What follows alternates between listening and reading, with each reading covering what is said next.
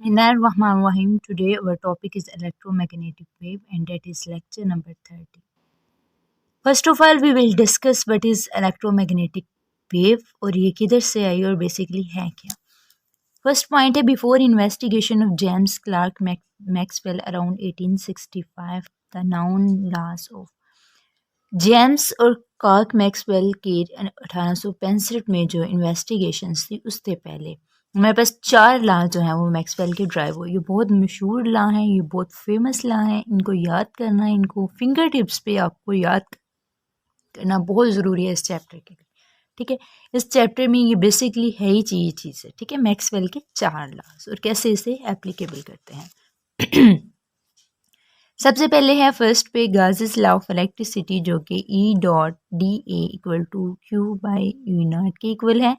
और सेकंड पे है Gauss's law of magnetism equal to B.dA equal to 0 के. ठीक है, उसके बाद थर्ड पे है फैराडे लॉ इंडक्शन जो कि E.ds इक्वल है minus D phi S by D T के. और एम्पियर लॉ इक्वल होगा B.ds जो कि म्यू नॉट आई के इक्वल होगा. ठीक है,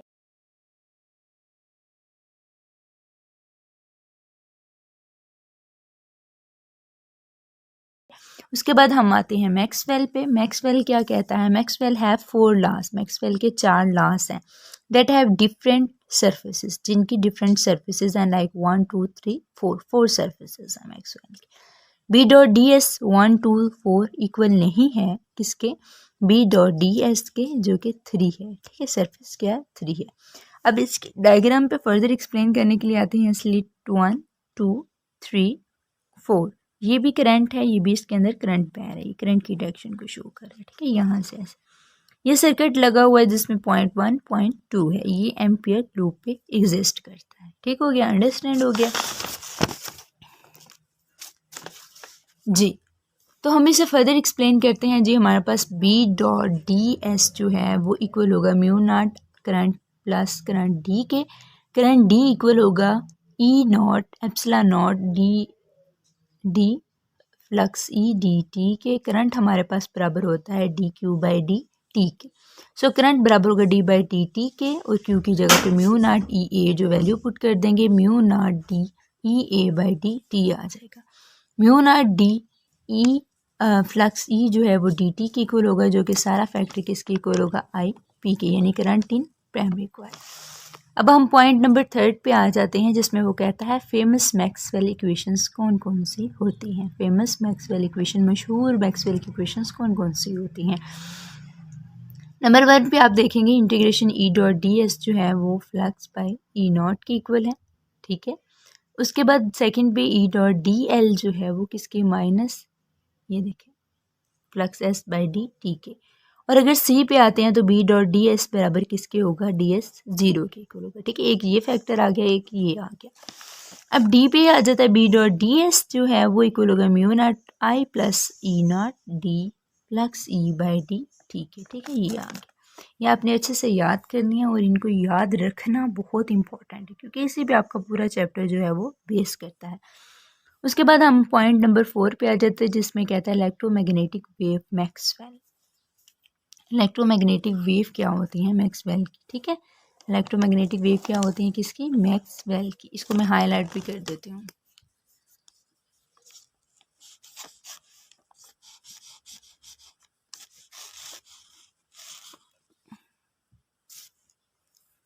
जी, तो पहला पॉइंट है एब्सोल्युटली नो मीडियम. इसके अंदर कोई भी मीडियम नहीं एग्जिस्ट करेगा.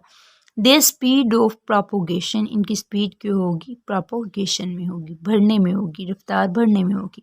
नो लिमिट टू एम्पलीट्यूड और फ्रिक्वेंसी, इनकी कोई लिमिट नहीं होगी फ्रिक्वेंसी और एम्पलीट्यूड की. ठीक हो गया. उसके बाद फर्दर इसको फर्दर एक्सप्लेन करते हैं डायग्राम के ज़रिए जिसमें ये देखिए आप हमारे पास एक वेवलेंथ का फैक्टर लगाया गया. ये देखिए वेवलेंथ ऐसे ऐसे मूव करी, यानी कभी अप आ रही है, कभी डाउन आ रही है, कभी अप आ रही है, कभी डाउन आ रही है. तो ये किसको शो कर रहा है? वेवलेंथ को. अब सेकंड डायग्राम में आप देखेंगे कि यहाँ पे भी वेवलेंथ जा रही है लेकिन यहाँ पे एम्पलीट्यूड अप्लाई हो रहा है, यहाँ पे नोड बन रही है, यानी नीचे की तरफ आ रही है नोड और ऊपर की तरफ क्या है? एम्पलीट्यूड है जो इसकी हाइनेस को शो करता है. ठीक है. अब पॉइंट नंबर 5 पे आप लोग आए. कंसीडर फर्स्ट करें कि हमारे पास how magnetic wave can travel, हमारे पास मैग्नेटिक वेव कैसे ट्रैवल करती हैं थ्रू एम्प्टी स्पेस, जो कि एम्प्टी खाली स्पेस होता है। सो फ्लक्स ई जो है डी टी के इक्वल होगा, जो कि बी डॉट डी एस के इक्वल होगा, equal mu naught E naught D flux E by D T के। D flux B D T के इक्वल होगा E dot D S equal है minus D flux B by D T के। अगर magnetic field Y के axis में देखें तो हमारे पास क्या आ जाएगा, बी नॉट साइन के जी माइनस ओमेगा टी के। और अगर ये ई इलेक्ट्रिक फील्ड वाई में देखें तो ई नॉट साइन के जी माइनस ओमेगा टी के आ जाएगा, ठीक है। अगर ये नॉट में देख लें हम तो हमारे पास सी बी नॉट आ जाएगा, ठीक है। अगर हम अब डायग्राम देखते हैं, डायग्राम में आप देखेंगे कि ये मैंने एक ना लाइन लगा दी है एक्स एक्सिस पे, ठीक है। अब आप देखेंगे यहाँ ये ऐसे जो जा रही है ना, ये इसकी इलेक्ट्रिक फील्ड जा रही है। कौन सी जा रही है, इलेक्ट्रिक फील्ड। अब जो डाउनवर्ड जा रही हैं ये कौन सी जा रही है, मैग्नेटिक फील्ड। ये एक्स एक्सिस, ये जी एक्सिस, और ये क्या है ऊपर, ये वाली क्या चीज़ है, ये वाई एक्सिस, और यहाँ पे सी पॉइंट लग रहा है, ठीक है, अंडरस्टैंड। उसके बाद पॉइंट नंबर 6 है जो कि है production of electromagnetic waves. Electromagnetic waves की पैदाइश कैसे होती, पैदा ये कैसे होती है, प्रोडक्शन जी। तो by forcing current to very rapidly, अगर हम करंट को फोर्सफुली मूवमेंट इसकी करवाते हैं तो ये बड़ी जल्दी से जो है तब्दील होता है in small piece of the wire, छोटे छोटे पीस ऑफ द वायर्स के अंदर। फर्ज करें कि हमारे पास मोबाइल फ़ोन है using power from battery circuit. हम इसकी पावर जो है वो बैटरी से कनेक्ट कर देते हैं ताकि ये चार्जिंग हो जाए, चार्जिंग सो क्रिएट करंट। तो ये क्या प्रोड्यूस करेगा, करंट करेगा। हम चार्जिंग पे लगा देते हैं ना अपने मोबाइल फ़ोन्स को, तो वो क्या प्रोड्यूस कर रहा होता है, करंट प्रोड्यूस कर रहा है, तो जो हमारे मोबाइल फ़ोन को मिलता है और हमारा मोबाइल फ़ोन चार्ज हो जाता है, ठीक है। तो करंट थीटा किसके प्रोपोर्शनल होगा, sine square theta by R square के, ठीक है। तो थीटा इज इक्वल होगा पाई बाई 2 के और थीटा इज इक्वल है 0 के। ये इंटीग्रेशन के लिए फैक्टर है, यानी 0 से अगर हमारे receptions of electromagnetic waves 7 point पे आता है कि रिसेप्शन इनकी कैसे होती है, ये किस तरह प्रोड्यूस होती हैं और किस तरह ये ख़त्म होती है जी। तो reception of electromagnetic wave require an antenna, ये एन एंटीना है। वो कहता है कि अगर प्रोपोगेशन करवानी हमने वेव्स की तो हमें क्या ज़रूरत होगी, एंटीने की। The incoming wave has electromagnetic force, जो आने वाली हमारे पास वेव्स होंगी उनके पास इलेक्ट्रोमैग्नेटिक फोर्स होगी।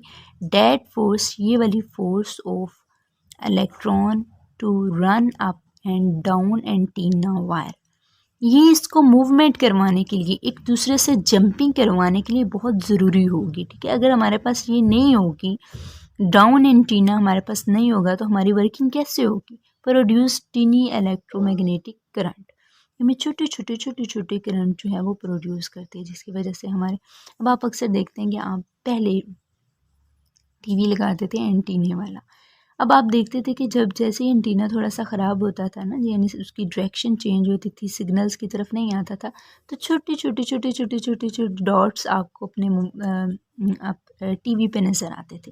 तो वो बेसिकली किस वजह से थे डॉट्स, वो इसी वजह से थे क्योंकि उनकी डायरेक्शन जो है वो एंटीना की डायरेक्शन ठीक नहीं थी, वेव्स की तरफ नहीं थी, उनको वेव्स नहीं मिल रही थी, पास नहीं हो रही थी, जिसकी वजह से हमारा जो है वो टीवी नहीं चलता था, बल्कि उसको सिग्नल्स जो हैं वो शॉर्ट देता था। तो बेसिकली यही वजह थी। अच्छा, उसके बाद हम इसकी डायग्राम पे आते हैं कि इसकी डायग्राम होती क्या है, ठीक है। तो आप ये देखेंगे कि ये ऊपर की जानिब जा रहे हैं, ये नीचे की जानिब जा रहे हैं, ये ऊपर नीचे जो डाउनवर्ड और अपवर्ड जा रहे हैं, इन्हीं की वजह से तो आपकी स्क्रीन पे रनिंग होती है, आपकी स्क्रीन पे कुछ नज़र आता है। अच्छा, यहाँ पे अब एंटीना का देख लें, ये हमारे पास कैपेसिटर लगा हुआ है और ये इंडक्टर, यानी कि एंटीना के अंदर क्या लगा हुआ है, हमारे पास इंडक्टर और कैपेसिटर लगा हुआ है। ये बात याद रखनी, कोई पूछे आपको कि एंटीना के अंदर कौन कौन से मटीरियल है, तो आप उनको कहेंगे कि इसके अंदर इंडक्टर है और कैपेसिटर है, ठीक है। ये मूवमेंट करवा रहे हैं, ठीक है। अच्छा, यहाँ पे आप देखें ना, ये ऐसे खुला है एरिया और इसको हवा जैसे दे रहा है ना, वो वाला। अच्छा, उसके बाद सेकंड पे देखेंगे आप टू रेडियो एम्पलीट्यूड के लिए यूज़ हो रहा है। यहाँ पे वेरिएबल है, ये वेरिएबल कैपेसिटर जो है वो यूज़ हो रहा है। अच्छा, यहाँ पे दो इंडक्टर और कैपेसिटेंस रखे हैं, ठीक है। अब ये किसको हवा दे रहे हैं या वेव्स दे रहे हैं? ये एंटीना को वेव्स दे रहे हैं ताकि वो एंटीना क्या करे, मूवमेंट हो जाए, एंटीना की क्या हो जाए, मूवमेंट हो जाएगी। बेसिकली ये हो रहा है ना यहाँ पे। अब ये देखें कि यहाँ पे इसको क्या दे रहा है, एंटीना की वेव्स दे रहा है, जिसकी वजह से ये क्या है, मूवमेंट हो रही है।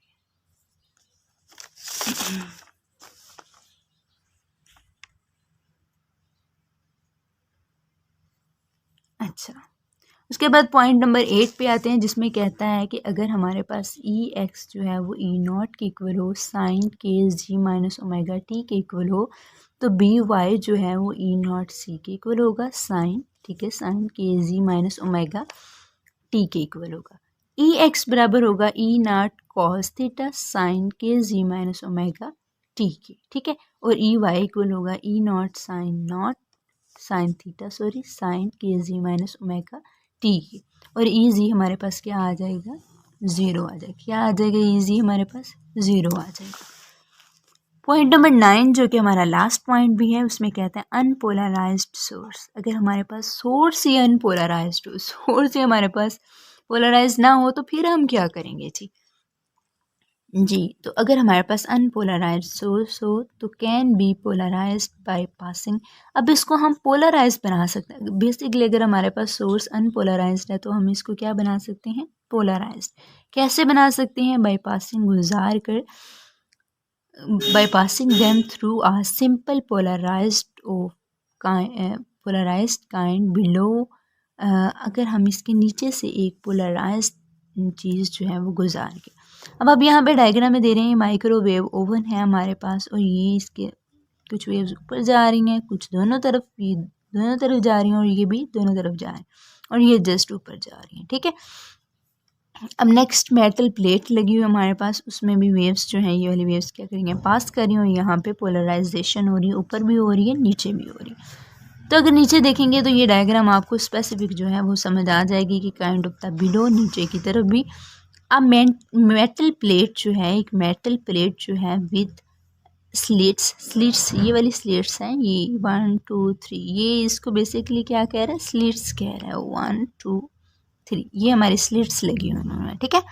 ये स्लिट्स की बात कर रहे हैं। Slits cut into well allow only the electromagnetic force. वो कहते हैं ये स्लिट्स सिर्फ मूवमेंट किसकी करवाती हैं, किसको अलाउ करती हैं, इलेक्ट्रोमैग्नेटिक फील्ड को, ठीक है। कंपोनेंट परपेंडिकुलर है किसके, स्लिट्स के। ये अब कंपोनेंट किसके इक्वल है, स्लिट्स के। अच्छा, अगर ये पैरेलल होता तो आपके ख्याल में ये मूवमेंट होती, कभी भी ना होती। पैरेलल में मूवमेंट नहीं होती। ये परपेंडिकुलर था, ये किसको जाहिर कर रहा है, ये लफ्ज़ परपेंडिकुलर को, ठीक है। ये परपेंडिकुलर को शो कर, ये परपेंडिकुलर का साइन है, कंफ्यूज नहीं होना आपने, परपेंडिकुलर का साइन है। तो माइक्रोवेव ओवन के अंदर हमारे पास स्लिट्स लगी हुई हैं, एक इधर भी जा रही है, इधर भी जा रही है, यानी दोनों तरफ मूवमेंट जो है इसकी हो रही है। और यहाँ पे जस्ट जो है वो अपवर्ड की तरफ हो रही है, और ये भी डाउनवर्ड की तरफ हो रही है, ठीक है। ये स्लिट एक ये हॉरिजॉन्टल है, ये वर्टिकली एक्सिस लगाया है। अब यहाँ पे आप देखेंगे कि यहाँ पे मैंने मेटल प्लेट लगा दी, कोई स्लिट इधर को जा रही, कोई स्लिट, ये टेढ़ा थोड़ा सा लगाया ताकि इसकी जो पासिंग है वो अच्छे से हो जाए, ठीक है। और इसके एंड पे, लास्ट पे जो है क्रॉस सेक्शन में पोलराइजेशन हो रही है, ऊपर भी पोलराइजेशन हो रही है और नीचे भी हो रही है, ठीक है। तो यहाँ से आपको अंडरस्टैंड हो जाएगा कि बेसिकली हमारा अनपोलराइज्ड सोर्स किस तरह से क्रिएट होता है। ये हमारा पॉइंट नंबर 9 था, और यहाँ पे जो हमारा लेक्चर नंबर 13 है वो कंप्लीट हो जाता है, क्योंकि यहाँ पे जो है इसकी ये सारी स्पेसिफिकेशन कंप्लीट हो जाती है। अब स्पेसिफिकेशन अनपोलराइज्ड बेसिकली सोर्स का मकसद क्या होता है। अनपोलराइज्ड सोर्स का बेसिकली इसलिए सारे प्रोसेस का मतलब होता है कि हम इसको पोलराइज्ड में चेंज कर सकें। कैसे चेंज कर सकें, by passing the polarised of kind below anti metal plates and cut the metal plates into electromagnetic force component perpendicular to the slits so that हमारा जो है ना ये प्रोसेस कंप्लीट हो जाएगा जी। तो मिलते हैं अपनी नेक्स्ट वीडियोस के साथ, नेक्स्ट लेक्चर के साथ, और उम्मीद है कि आपको सारे पॉइंट्स की जो है वो समझ आ चुकी होगी। ठीक है, अपने प्यारों का बहुत सारा ख्याल रखें, उनका भी ख्याल रखें और अपना भी ख्याल रखें, अपने पाकिस्तान का ख्याल रखें। उम्मीद है कि आपको मेरी समझ आ जाती है और आपको सारे पॉइंट्स भी क्लियर हो जाते हैं। मेरी ट्राई होती है कि मैं सारे पॉइंट्स जो हैं वो आपको अच्छे से क्लियर करवा दूँ। ठीक है, तो तब तक के लिए अपना ख्याल रखें। अल्लाह हाफिज़।